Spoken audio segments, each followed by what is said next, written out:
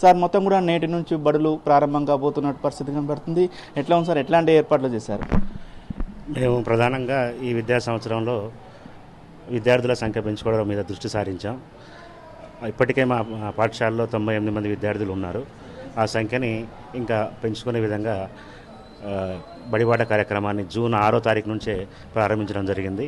ఇప్పటికే కొన్ని అడ్మిషన్స్ అవుతున్నాయి. కొంతమంది పిల్లలు వస్తూనే ఉన్నారు, మీరు చూస్తూనే ఉన్నారు, అడ్మిషన్స్ అవుతున్నాయి. అదేవిధంగా ప్రభుత్వ పాఠశాలని మెరుగైన పాఠశాలలుగా, మెరుగైన విద్యాబోధన అందించే పాఠశాలలుగా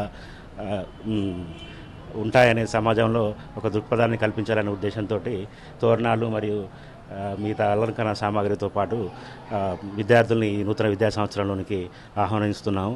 అదేవిధంగా ఈ సంవత్సరం జూన్ 12వ తారీఖు నాడే పాఠశాల ప్రారంభం రోజే పిల్లలకి అన్ని తరగతులకు సంబంధించిన సబ్జెక్ట్ సంబంధించిన పుస్తకాలని, దాంతోపాటు యూనిఫామ్స్, దాంతోపాటు నోట్బుక్స్ని కూడా ఈ సంవత్సరం ఒకేసారి 12వ తారీఖు నాడే పాఠశాల ప్రారంభం రోజు అందజేస్తున్నాము.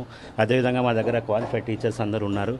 ప్రైవేట్ టీచర్స్కి దీటుగా వారికంటే మెరుగైన పోటీలో వీళ్ళు డిఎస్సిలో రాణించి ఇక్కడ టీచర్స్గా నియమితులై ఉన్నారు.